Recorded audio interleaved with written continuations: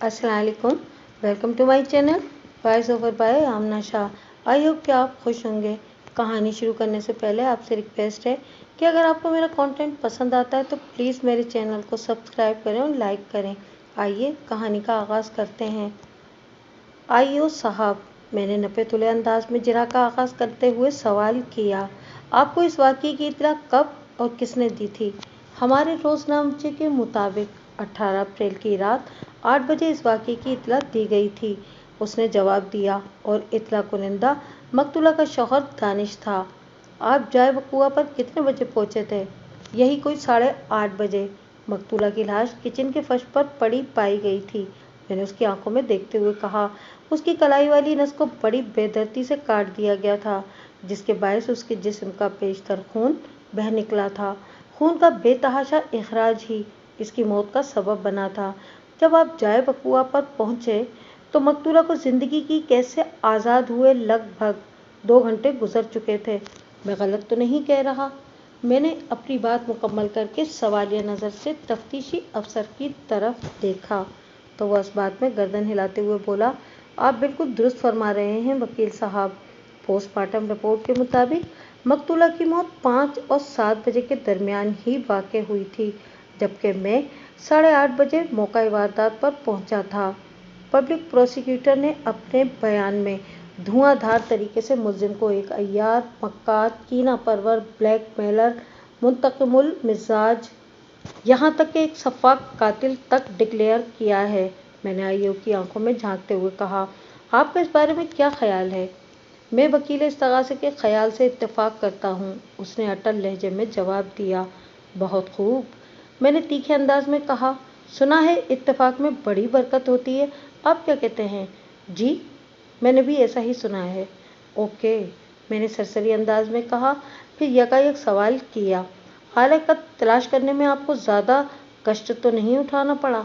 नहीं, उसने नफ़ी में गर्दन हिलाई और बताया, खाना तलाशी के दौरान में वो हथौड़ी और छेनी हमें दाखिली दरवाजे की अंदरूनी जानिब रखे हुए डस्टबिन में पड़ी मिल गई थी और इन दोनों औजारों के दस्ते पर मुलजिम के फिंगरप्रिंट्स मौजूद थे, बल्कि छेनी के तेज़ धार फल पर तो मकतूला की खून भी लगा हुआ था, जिससे आपको ये समझने में कोई दिक्कत महसूस नहीं हुई कि मकतूला को इसी छेनी से कलाई वाली नस काट कर मौत के घाट उतारा गया था। मैं गलत तो नहीं कह रहा? नहीं जनाब, वो जल्दी से बोला, आप तो हकीकत बयान कर रहे हैं। क्या वजह है कि मुलजिम ने आपको ख़ास तौर पर फेवर दी थी? मेरे इस अचानक सवाल पर वो उछल पड़ा और इज़्तिरारी लहजे में बोला, आपकी बात मेरी समझ में नहीं आई वकील साहब। मुलजिम इस्तगासा की नज़र में एक शातिर, चालाक और अय्यार शख्स है। मैंने बदस्तूर तफ्तीशी अफसर की आंखों में देखते हुए पूछा, फिर वो अपनी सारी मक्कारी और चालबाजी की नाक कटवा कर आलाते कत्ल को डस्टबिन में क्यों डाल गया? यह तो इसके टैलेंट की तौहीन है। एक अनाड़ी से अनाड़ी मुजरिम भी इस किस्म की बचकाना गलती नहीं करता। कहीं ये सब उसने आपकी मोहब्बत में तो नहीं किया ताकि आपका काम आसान हो जाए? ऐसी कोई बात नहीं वकील साहब, वो जुज़बुज़ होते हुए बोला। मैं समझता हूँ कि मुलजिम बौखलाहट में अपनी हथौड़ी और छेनी को डस्टबिन में फेंक गया था। इस्तगासा के मुताबिक मुलजिम 18 अप्रैल की शाम मकतूला के घर में दाखिल हुआ, इसके किचन में पहुंचा, इसे मौत के घाट उतारा और चुपचाप रुखसत हो गया। मैंने इंक्वायरी ऑफिसर के चेहरे पर निगाह गाड़कर कदरे तेज़ आवाज़ में कहा, इस दौरान में घर के दाखिली दरवाजे से लेकर किचन तक उसने मुख्तलिफ मकामात को छुआ होगा। आपको घर के किस किस हिस्से पर उसकी उंगलियों के निशानात मिले थे?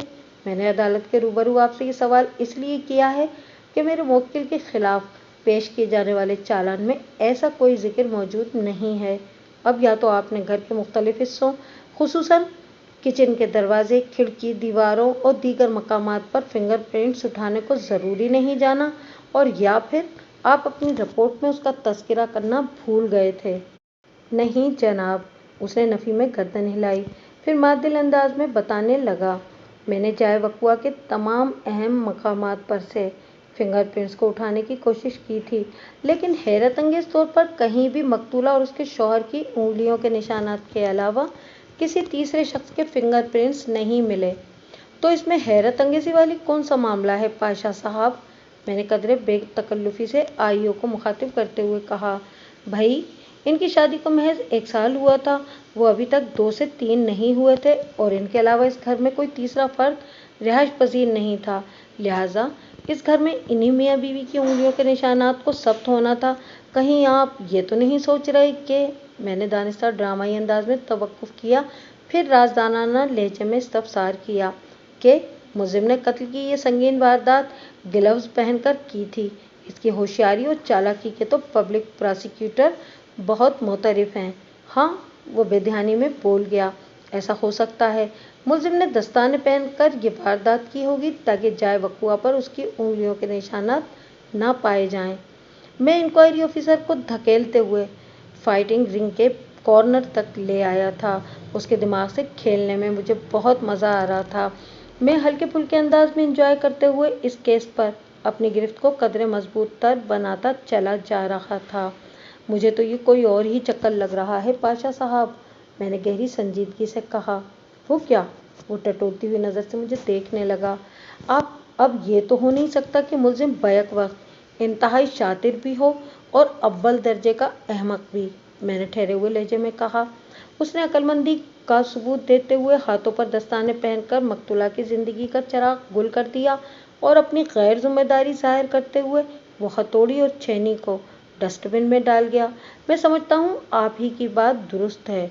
वो मजीद उलझ गया और मुतज़ब्ज़ब नज़र से मुझे देखते हुए बोला। मेरी कौन सी बात वकील साहब?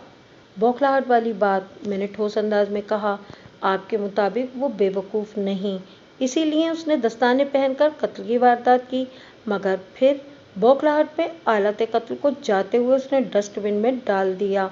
इंसान बंदा बशर है, मट्टी का पुतला है, खता उसकी सरिश्त में शामिल है। वो किसी वक्त सहवन या इरादतन कोई भी गलती कर सकता है।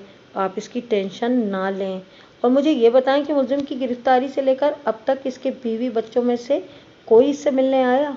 नहीं, वो दो टोक अंदाज में बोला। और मकतूला के मेके वालों में से कोई? बिल्कुल नहीं, उसने नफी में गर्दन हिलाते हुए कहा। रेहाना, महक और कामरान का या मुलजिम की ससुराल में से किसी और का उससे मिलने ना आना तो समझ में आता है, क्योंकि मुलजिम ने अपनी बीवी रेहाना को तलाक दे दी थी। लिहाजा वो तमाम लोग मुलजिम की शक्ल देखने के रवादार नहीं थे। लेकिन मकतूला के मेके वालों को क्या हुआ? ये सवाल आप उन्हीं लोगों से करें तो ज़्यादा मुनासिब होगा, वो रुखाई से बोला। आपके इस कीमती मशवरे का शुक्रिया पाशा साहब, मैंने खुले अल्फाज में कहा। आपकी इत्तला के लिए एक बात वाज़ेह कर दूं कि मैं किसी भी गैर मुतालिक शख्स से कोई सवाल करने का आदी नहीं हूँ। आप इस केस के रूहे रवां हैं, इसीलिए मैंने आपसे पूछ लिया। और जहाँ तक मकतूला के वालिदैन या बहन भाइयों का मामला है तो इस सिलसिले में हर सवाल में मकतूला के शौहर दानिश से करूँगा। लम्हाती तवक्कुफ करके मैंने एक आसूदा सांस खारिज की, फिर जज की जानिब देखते हुए इन अल्फाज में इजाफा किया। जनाब आली, मुझे आईओ साहब से और कुछ नहीं पूछना। अपने मुवक्किल की बेगुनाही के हवाले से मैं जो अहम नुक्ता अदालत के इल्म में लाना चाहता था, इस सिलसिले में मैंने बड़ी भरपूर कोशिश कर डाली थी और मैं अपनी कारकर्दगी से कुल्ली तौर पर मुतमईन भी था। इसके बाद इस्तग़ासा की जानिब से वहीद कुरैशी नामी एक गवाह को पेश किया गया। वहीद कुरैशी की उम्र 35 के करीब करीब रही होगी। मकतूला की गली के कोने पर वहीद की पान सिगरेट की एक छोटी सी दुकान थी। जब वहीद कुरैशी सच बोलने का हलफ उठाने के बाद अपना बयान रिकॉर्ड करा चुका तो वकील इस्तग़ासा जिरा के लिए उसके नज़दीक चला गया। क्या तुम इस शख्स को जानते हो? वकील इस्तग़ासा ने मुलजिम की जानिब इशारा करके गवाह से पूछा। वो जल्दी से बोला, जी काफ़ी हद तक जानता हूँ। इस शाम को अच्छी तरह याद करने की कोशिश करो जब दानिश होटल वाले की बीवी वहशियाना अंदाज में कत्ल कर दी गई थी। वकील इस्तग़ासा ने गवाह की याददाश्त को झंझोड़ने की कोशिश करते हुए कहा। मेरा इशारा 18 अप्रैल की शाम की तरफ है। जी बिल्कुल, मैं आपकी बात को समझ रहा हूँ वकील साहब, वो खासे मजबूत लहजे में बोला। इस शाम दानिश की बीवी फायजा को इस शकीउल कल्ब शख्स ने फना के घाट उतार दिया था। बात के इख्तिताम पर उसने उंगली से 21 बॉक्स में खड़े मुलजिम की निशानदही भी कर दी थी। वहीद कुरैशी, तुमने पुलिस को बयान दिया था कि वक़ुआ की शाम मुलजिम मकतूला के घर के सामने मंडला रहा था। मैं अपने बयान पर कायम हूँ वकील साहब, गवाह बड़े वसूख से बोला। मैंने खुद अपनी आंखों से इसे वहाँ खड़े देखा था। That's all your honour. ان الفاظ پر جاوید ہمدانی نے اپنی جرح موقوف کر دی۔ اپنی باری پر میں جج کی اجازت حاصل کر کے وٹنس باکس کے قریب چلا گیا اور گواہ کو مخاطب کرتے ہوئے اپنی جرح کا آغاز کر دیا۔ وحید صاحب، تھوڑی دیر پہلے آپ نے وکیل سرکار کے ایک سوال کے جواب میں معزز عدالت کو بتایا ہے کہ آپ کو ملزم کو کافی حد تک جانتے ہیں۔ اس شناسی کافی حد تک کی کچھ وضاحت کریں گے؟ کیا ملزم آپ کا رشتہ دار یا محلے دار ہے؟ نہیں وکیل صاحب، وہ اپنی گردن کو نفی میں جھٹکتے ہوئے بولا، یہ بندہ شاہ فیصل کالونی میں رہتا ہے اور نہ ہی اس سے میرا کسی قسم کا تعلق یا رشتہ ہے۔ میں نے اس سے جان پہچان کی جو بات کی، اس سے میری مراد یہ تھی کہ بقوا سے پہلے چند روز تک یہ میری دکان سے سگریٹ اور سونف یا سپاری وغیرہ خریدتا رہا تھا، اسی لیے میں اس کا چہرہ شناس ہو گیا تھا۔ وحید قریشی صاحب، آپ نے بڑے وثوق کے ساتھ وکیل استغاثہ کو بتایا ہے کہ 18 اپریل کی شام ملزم نے دانش کی بیوی فائزہ کو بڑی بے دردی سے موت کے گھاٹ اتارا تھا۔ آپ کے لہجے میں موجود اعتماد تو بتاتا ہے کہ یہ قتل آپ نے اپنی آنکھوں کے سامنے ہوتے دیکھا تھا، ہے نا؟ نہیں جناب، ایسی بات نہیں ہے، وہ گڑبڑائے ہوئے لہجے میں جلدی سے بولا۔ محلے میں قتل ہوا ہے، یہ بات تو اسی شام سب کو پتہ چل گئی تھی، اور یہ بھی کہ کس کی موت واقع ہوئی ہے، مگر قاتل کے بارے میں اگلے روز ہی معلوم ہو سکا تھا۔ ہاں، البتہ میں نے 18 اپریل کی شام ملزم کو مقتولہ کے دروازے کے سامنے کھڑے ضرور دیکھا تھا۔ میں نے آپ کی بات کا یقین کر لیا، میں نے استغاثہ کے گواہ کو اپنی جرح کے گھیرے میں لاتے ہوئے دوستانہ انداز میں کہا۔ اب آپ مجھے یہ بتائیں کہ اس وقت ملزم نے کس قسم کا لباس پہن رکھا تھا؟ وہ جلدی سے بولا، شلوار قمیض۔ لگ بھگ کتنا وقت ہوا ہوگا؟ یہی کوئی شام کے 6 بجے ہوں گے۔ میں نے غیر محسوس انداز میں اپنا نادیدہ جال سمیٹنا شروع کر دیا۔ اور اس روز آپ نے کون سا لباس زیب تن کر رکھا تھا؟ میں تو ہمیشہ شلوار قمیض ہی پہنتا ہوں وکیل صاحب، وہ اپنے کپڑوں کی طرف اشارہ کرتے ہوئے بولا، آپ خود دیکھ لیں۔ میں نے اس کی وضاحت کو نظر انداز کرتے ہوئے اپنی سوچ کے مطابق اگلا سوال داغ دیا۔ وحید صاحب، کیا اس شام آپ نے ملزم کے ہاتھ میں کوئی توپ یا کوئی تلوار بھی دیکھی تھی؟ اس نے الجھن زدہ نظر سے مجھے دیکھا اور بولا، نہیں تو؟ مطلب اس کے دونوں ہاتھ خالی تھے؟ جی ہاں، آپ نے وکیل استغاثہ کے ایک سوال کے جواب میں حتمی لہجے میں کہا کہ آپ اپنے بیان پر قائم ہیں۔ میں نے اس کے چہرے کے تاثرات کا جائزہ لیتے ہوئے استفسار کیا، مطلب یہ بیان کہ آپ نے ملزم کو بقوا کی شام مقتولہ کے گھر کے سامنے منڈلاتے دیکھا تھا؟ میں نے کچھ بھی غلط نہیں کہا، وہ چٹانی لہجے میں بولا، یہی سچائی ہے وکیل صاحب۔ گواہ صاحب، میں آپ کی بیان کردہ اسی سچائی کا پوسٹ مارٹم یعنی چیر پھاڑ کرنا چاہتا ہوں، میں نے معنی خیز انداز میں کہا، اگر آپ کو کوئی اعتراض نہ ہو تو۔ میرے اس پراسرار انداز پر وکیل استغاثہ جاوید ہمدانی کے کان کھڑے ہو گئے۔ وہ سوچتی ہوئی چوکنا نظر سے مجھے گھورنے لگا۔ گواہ نے میرے استفسار کے جواب میں کہا، مجھے کوئی اعتراض نہیں۔ مقتولہ والی گلی کی چوڑائی کتنی ہوگی؟ میں نے پوچھا۔ میرا مطلب ہے وہ گلی جس میں تمہاری دکان ہے۔ تقریباً 8 سے 10 فٹ، اس نے جواب دیا۔ اگر آپ کی دکان کے سامنے کوئی دوسری پان سگریٹ کی یا سبزی پھل کی دکان کھل جائے اور کوئی گاہک گلی میں کھڑا ہو تو یعنی دونوں دکانوں کے درمیان، تو آپ اسے کس دکان کا گاہک تصور کریں گے؟ جب تک وہ خاموش کھڑا رہے گا تو اسے یا تو دونوں دکانوں کا کسٹمر سمجھا جائے گا یا پھر کسی کا بھی نہیں، گواہ نے جواب دیا۔ جب وہ کسی ایک دکان سے کچھ خریدے گا تو پھر اسی دکان کا کسٹمر تصور کیا جائے گا۔ عقل و دانش سے بھرپور معقول جواب دینے کا شکریہ وحید صاحب، میں نے ٹھہرے ہوئے لہجے میں کہا۔ وکیل استغاثہ پھٹ پڑا، اس سوال جواب کی لاجک سمجھ میں نہیں آئی۔ میرے فاضل دوست، میں نے جاوید ہمدانی کی آنکھوں میں دیکھتے ہوئے طنزیہ لہجے میں کہا، یہ لاجک کا نہیں میجک کا معاملہ ہے۔ آپ لاجک کا خیال اپنے دل سے نکال دیں اور میرا میجک دیکھیں۔ ابھی میں آپ کے گواہ کے ساتھ مل کر جو میجک دکھانے جا رہا ہوں وہ آپ کی طبیعت کو باغ و بہار کر دے گا۔ میں نے وکیل استغاثہ کی تکلیف کی حالت میں اس کو چھوڑا اور استغاثہ کے گواہ کی جانب متوجہ ہو گیا۔ وحید قریشی صاحب، آپ کی وضاحت نے مجھے متاثر کیا ہے۔ کیا آپ کسی منظور حسین کو جانتے ہیں؟ ہاں، بالکل جانتا ہوں، وہ اسپات میں گردن ہلاتے ہوئے بولا۔ منظور صاحب اس محلے میں نئے آئے ہیں، پچھلے دنوں وہ اپنے مکان میں مختلف کام کروا رہے تھے۔ क्या इनकी फैमिली अपने घर शिफ्ट हो चुकी है? गवाह ने इस बात में जवाब दिया, कहीं ये वही मंजूर हुसैन तो नहीं जो सरकारी मुलाजिम है? मैंने पुरख्याल अंदाज में कहा, इनके घर पे चंद रोज मुलजिम ने भी काम किया था। जी आप ठीक कह रहे हैं, वो तस्दीकी अंदाज में बोला। मंसूर साहब ने दानिश होटल वाले के बिल्कुल सामने वाला घर लिया है।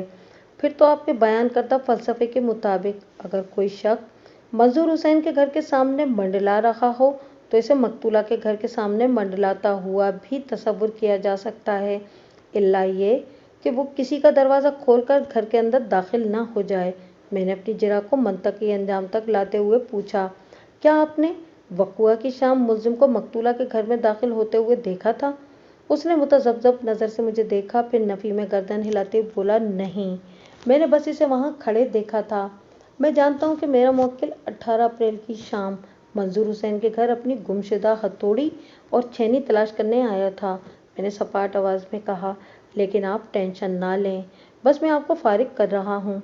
मैं गवाह को छोड़कर इस चौबी मेज़ की जानिब बढ़ गया जहाँ आलाते कत्ल सेलोफीन बैग के अंदर महफूज थे। मैंने वो बैग उठा लिया और वापस गवाह के पास आकर कहा, वहीद कुरैशी साहब, आप जिस इस्तग़ासा की जानिब से गवाही देने इस अदालत में तशरीफ़ लाए हैं, इसका दावा है कि मेरे मुवक्किल ने इस हथौड़ी से मकतूला की खोपड़ी के अक़वी हिस्से पर ख़तरनाक वार करके इसे ज़मीन बोस कर दिया था। जब वो किचन के फर्श पर गिरकर बेसुध हो गई तो मुलजिम ने छेनी के तेज़ धार फल से उसकी कलाई वाली नस को काट दिया था। आप इस बारे में क्या कहेंगे? मैं भला क्या कह सकता हूँ? वो बिखरी हुई आवाज़ में बोला, मैं कौन सा किचन में खड़ा हुआ इस कार्रवाई को देख रहा था? आप खामोखा घबरा रहे हैं कुरैशी साहब, मैंने अपनायत भरे अंदाज में कहा। आपका कत्ल की इस वारदात से कुछ लेना देना नहीं है, बस आप मेरा एक छोटा सा काम कर दें और इसके बाद अपने घर चले जाएं। कौन सा काम? वो परेशान दिखाई देने लगा। मैं मुलजिम के इन दोनों औजारों को सेलोफीन बैग से निकालकर आपको देता हूँ, मैंने सरसराती हुई आवाज़ में कहा। आप इस हथौड़ी और छेनी को अपनी कमीज़ की जेबों में रख लें, वो भी इस तरह कि आपको देखकर किसी को ये पता न चले कि आपने अपने लिबास के अंदर 16 इंच लंबी हथौड़ी और 12 इंच लंबी छेनी को छुपा रखा है। मैंने मज़कूरा दोनों औजारों की लंबाई अंदाज़न बताई थी। इसमें 1 आध इंच की कमी बेशी हो सकती है। इस्तग़ासा के गवाह ने उलझनज़दा नज़र से सेलोफीन बैग के अंदर महफूज मुलजिम से ताल्लुक़ रखने वाले औजारों को देखा, फिर नफ़ी में गर्दन हिलाते हुए बोला, ये मुमकिन नहीं है। क्यों मुमकिन नहीं है? मैंने जारिहाना अंदाज में पूछा। उसने जवाब दिया कि कमीज़ की फ्रंट पॉकेट हो या साइड पॉकेट, इनमें इस साइज़ के औजारों को नहीं रखा जा सकता। आपके जवाब ने मुझे मुतासिर किया है कुरैशी साहब, मैंने मादिल अंदाज में कहा। अब ज़रा इस बात की भी वजाहत कर दें कि वक़ुआ की शाम मुलजिम अपने इन औजारों को कैसे लेकर मकतूला के किचन तक पहुंचा होगा, क्योंकि लम्हाती तवक्कुफ़ करके मैंने तीखी नज़र से जावेद हमदानी की तरफ देखा और फिर इजाफा करते हुए कहा, क्योंकि इस शाम आपके बकौल मुलजिम शलवार कमीज़ में मलबूस था और आपने थोड़ी देर पहले मोअज़्ज़िज़ अदालत को यह भी बताया कि वक़ुआ की शाम आपने जब मुलजिम को मकतूला के घर के सामने मंडलाते देखा तो इसके दोनों हाथ खाली थे। गवाह के पास मेरे इस इस्तफसार का कोई जवाब नहीं था, लिहाजा वो खिजालत आमेज़ अंदाज में बगलें झाँक कर रह गया। मैंने महसूस किया कि इस मौके पर वकील इस्तग़ासा कुछ लम्हे कुछ कहने के लिए पर तोल रहा था। इसके उड़ान भरने से पहले ही मैंने जज से मुखातिब होते हुए कहा, जनाब आली, इस्तग़ासा के गवाह वहीद कुरैशी पर मैंने जो जिरह की है वो अदालत के रिकॉर्ड का हिस्सा बन चुकी है। ये सच है कि गवाह ने वक़ुआ की शाम मुलजिम को मकतूला के दरवाजे के सामने खड़े देखा था, लेकिन गवाह ये नहीं जानता कि मुलजिम वहाँ क्यों मौजूद था, जबकि मुलजिम अपने हल्फिया बयान में बता चुका है कि वो अपनी गुमशुदा छेनी और हथौड़ी की तलाश में मंजूर हुसैन के घर गया था, जिसका दरवाज़ा मकतूला के घर के दरवाजे के सामने पड़ता है। मुलजिम के बयान की तस्दीक के लिए मंजूर हुसैन को अदालत में बुलाया जा सकता है। वैसे मैं अपने तौर पर मंजूर हुसैन से इस मौजू पर बात कर चुका हूँ। उसने मुझे बताया कि 18 अप्रैल की शाम मुलजिम अपने औजार ढूंढता हुआ उसके घर आया था और मायूस वापस चला गया था। इसके बाद क्या हुआ, मंजूर हुसैन इस बारे में कुछ नहीं जानता। हाँ, अलबत्ता इस्तग़ासा का गवाह वहीद कुरैशी बता चुका है कि उसने वक़ुआ की शाम मुलजिम को खाली हाथ मकतूला के घर के दरवाजे के सामने खड़े देखा था। لیکن اس نے ملزم کو مقتولہ کے گھر میں داخل ہوتے یا وہاں سے نکلتے نہیں دیکھا۔ اس بحث سے یہ بات پائے ثبوت کو پہنچ جاتی ہے کہ میں نے دانستہ توقف کر کے حاضرین عدالت پر ایک طائرانہ نگاہ ڈالی اور پھر اپنی بات مکمل کرتے ہوئے کہا: نمبر 1، جب گواہ وحید قریشی نے میرے موکل کو وقوع کی شام مقتولہ کے گھر کے سامنے کھڑے پایا یا منڈلاتے دیکھا تو وہ خالی ہاتھ تھا۔ نمبر 2، ملزم مقتولہ کے گھر میں داخل نہیں ہوا تھا۔ نمبر 3، ملزم نے مقتولہ کو موت کے گھاٹ نہیں اتارا۔ اور نمبر 4، کسی شرپسند کائنہ شخص نے منظور حسین کے گھر کے کچن سے ملزم کی ہتھوڑی اور چھینی کو چرایا تھا۔ وہ جو کوئی بھی تھا، اسے مقتولہ سے شدید نفرت رہی ہوگی یا مقتولہ کی موت اس کے لیے فائدہ مند ثابت ہوئی ہوگی۔ علاوہ ازیں وہ شخص ملزم سے بھی خدا واسطے کا بیر رکھتا ہوگا۔ اسی لیے اس نے ایک پنتھ دو کاج کے فارمولے پر عمل کرتے ہوئے ایک طرف مقتولہ کا کام تمام کیا اور دوسری جانب میرے سادہ دل موکل کو قتل کے مقدمے میں پھنسا دیا۔ یہ تو ماننا پڑے گا کہ قاتل ماسٹر مائنڈ انسان ہے، لیکن یہ بھی ایک اٹل حقیقت ہے کہ قدرت نے ہر شیر کے لیے ایک سوا شیر بھی پیدا کیا ہے۔ انشاءاللہ میں اس شاطر قاتل کے لیے سوا شیر ثابت ہوں گا۔ That's all your honour. اس کے ساتھ ہی عدالت کا مقررہ وقت ختم ہو گیا۔ اگلی پیشی 10 روز بعد تھی۔ جب میں نے یہ کیس اپنے ہاتھ میں لیا تھا تو میرا موکل بہت زیادہ مایوس اور گھبرایا ہوا تھا، لیکن جیسے جیسے عدالتی کارروائی آگے بڑھتی گئی تو کیس کی ایک شکل نکلنا شروع ہو گئی تھی، اور اس صورت کو دیکھ کر فاروق کے تن بدن میں ایک نئی پر امید زندگی جاگ اٹھی تھی۔ وہ اگرچہ ابھی تک جیل کسٹڈی میں تھا، مگر اب وہ اپنے چہرے سے، رویے اور گفتگو سے مایوس نظر نہیں آتا تھا۔ آپ اسے میری جزوی کامیابی سمجھ لیں، اور کلی کامیابی کے لیے میں ایک بار پھر کمرہ عدالت میں موجود تھا۔ اس روز استغاثہ کی جانب سے مقتولہ کا شوہر دانش ہوٹل والا گواہی کے لیے عدالت میں پیش ہوا تھا۔ اس کے ساتھ ہی انکوائری آفیسر نے میرے مطلوبہ مزید 2 افراد زاہد علی اور فیض احمد کو بھی عدالت میں حاضر کر دیا تھا۔ میں نے اجراء کے لیے باری باری انہیں وٹنس باکس میں بلا لیا۔ رنگساز زاہد علی کی عمر 65 سے زیادہ تھی۔ وہ ایک دبلا پتلا درمیانہ قد شخص تھا۔ اس کے سر کے بال آدھے سے زیادہ سفید ہو چکے تھے، جبکہ فیض احمد بھی اپنی زندگی کی 60 بہاریں دیکھ چکا تھا۔ وہ منظور حسین کا پرانا تعلق دار تھا۔ میں زاہد علی اور فیض احمد پر کی جانے والی اجراء کی تفصیل میں نہیں جاؤں گا، بس اتنا بتا دوں کہ میرے اندازے کے مطابق ان میں سے کسی نے ملزم کے اوزاروں کو چوری نہیں کیا تھا۔ میں نے زاہد علی اور فیض احمد کو فارغ کیا تو استغاثہ کا سب سے اہم گواہ وٹنس باکس میں پہنچ گیا، یعنی مقتولہ فائزہ کا شوہر دانش۔ دانش کی عمر 35 کے آس پاس رہی ہوگی۔ وہ بھاری تن و توش کا مالک، ایک واجبی سی صورت والا شخص تھا۔ فاروق کے بیان کے مطابق فائزہ اور دانش کی جوڑی کہیں سے بھی مناسب نہیں تھی۔ یہ پہلوئے حور میں لنگور سے ملتی جلتی مثال تھی۔ دانش کے بیان حلفی کے بعد وکیل استغاثہ اجراء کے لیے وٹنس باکس کے نزدیک چلا گیا اور مقتولہ کے شوہر سے مخاطب ہوتے ہوئے بولا: دانش صاحب، آپ کی شادی لگ بھگ 1 سال تک رہی، سب کچھ ٹھیک ٹھاک چل رہا تھا، اور پھر اچانک ملزم نے آپ لوگوں کی زندگی میں ایک بھونچال سا پیدا کر دیا۔ اس فتنہ پروری کے ایسے بھیانک نتائج برآمد ہوں گے کہ آپ نے کبھی اس بارے میں سوچا تھا؟ بالکل بھی نہیں، وہ ایک جھرجھری لینے کے بعد اداس لہجے میں بولا۔ مجھے ابھی تک یقین نہیں آ رہا کہ فائزہ ہمیشہ کے لیے مجھ سے جدا ہو چکی ہے۔ میں آپ کو بتا نہیں سکتا کہ ہمارے درمیان محبت اور اعتماد کا کتنا مضبوط رشتہ قائم تھا۔ ہم ایک دوسرے کے بارے میں مکمل طور پر جانتے تھے۔ ہمارا کچھ بھی کسی سے چھپا ہوا نہیں تھا، لیکن اس بذات کی نظر ہماری خوشیوں کو کھا گئی۔ بات کے اختتام پر اس نے نفرت بھرے انداز میں میرے موکل کی طرف دیکھا۔ آپ نے پولیس کو بیان دیتے ہوئے بتایا تھا کہ آپ کی بیوی نے ملزم کو سامنے والے گھر میں کام کرتے ہوئے دیکھ لیا تھا، اور اس نے آپ سے اس کا ذکر بھی کیا تھا۔ جی بالکل، وہ اس بات میں سر ہلاتے ہوئے بولا۔ وقوع سے 2 دن پہلے جب میں ہوٹل سے واپس آیا تو میں نے فائزہ کو بہت الجھا ہوا پایا۔ میرے پوچھنے پر اس نے بتایا کہ 1 سال پہلے جو بندہ اس کا پیچھا کرتا رہا تھا وہ سامنے والے گھر میں کچن کا کوئی کام کر رہا ہے۔ میں نے فائزہ سے پوچھا کہ کیا اس کی اس بندے سے کوئی بات بھی ہوئی ہے؟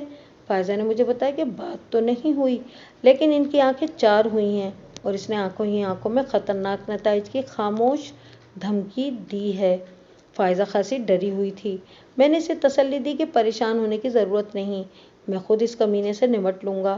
اگلے روز ہوٹل جانے سے پہلے میں رنگ کرنے والے زاہد علی سے ملنے کے بہانے سامنے والے گھر چلا گیا۔ اس وقت اس گھر کا نیا مالک منظور حسین بھی وہاں موجود تھا۔ میں نے زاہد علی سے اپنے ہوٹل میں رنگ کروانے کی بات کی اور واپس چلا آیا۔